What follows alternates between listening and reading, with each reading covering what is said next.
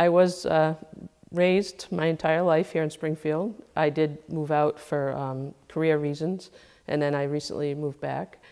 I joined the service. I was actually a sophomore in college, and someone I knew was in the military, and it just kind of tickled my fancy, and I looked into it, and the rest is history. It's wonderful.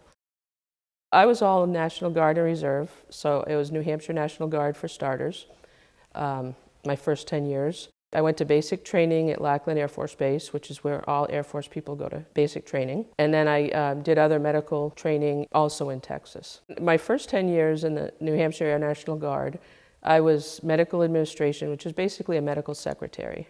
So we had the people on the base would come and have physicals taken.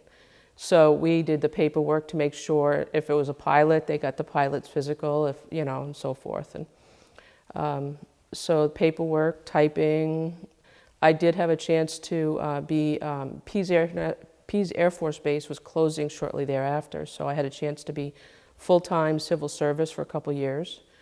I love that, and that just allowed me to do more with the same sort of job of the typing, the filing, the medical secretary sort of things.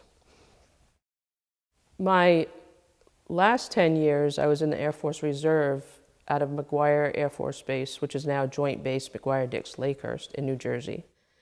I did deploy for training for a week, 2 weeks, a month, different amounts in different places. Texas was where I spent most of my time for Desert Shield. We were activated for a year, and a month later they sent us home.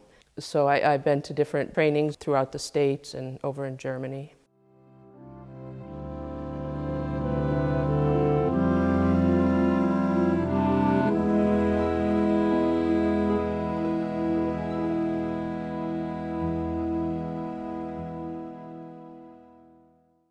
We went to Key West, Florida for training, and I think it was a Navy base, I can't remember for certain, but it was just our unit and a sister unit that was with us.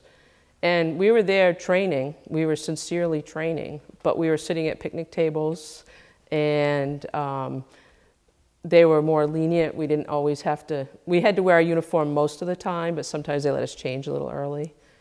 But it was just such a wonderful experience, because it was serious training, and we took it seriously, but we also had a good time. The last job I had was, I guess actually putting on officer rank. To go back a little, I mentioned being civil service. Well, I think it was for 3 years, but after 2 years, I had a chance to become promoted to an officer. So I did that, and that meant I couldn't work my job anymore. But what I was going to say is the last job I had was medical readiness officer. Now my job was to make sure that everyone in our unit had all the training they needed, had all the things that need to be issued, make sure they're ready if they got deployed. It wasn't my job to teach them or to get the stuff. It was to make sure that they went and got the stuff. And I just loved that job, and I had a great commander who taught me how to do the job, and that really made it. I do get gung-ho when someone mentions they might be interested in the military. I like to tease that the Air Force is the best service. In my opinion, it is, but it's all joking because all of them are important. But I really, any chance I have to talk about the service, I just love the experiences I had, and if I hear somebody thinking about going in, then I definitely hope they'll do that. I mentioned the medical readiness officer, and that's the biggest and the best job. I liked all my jobs. I had great supervisors, and that really made when I first started out, he took me under his wing.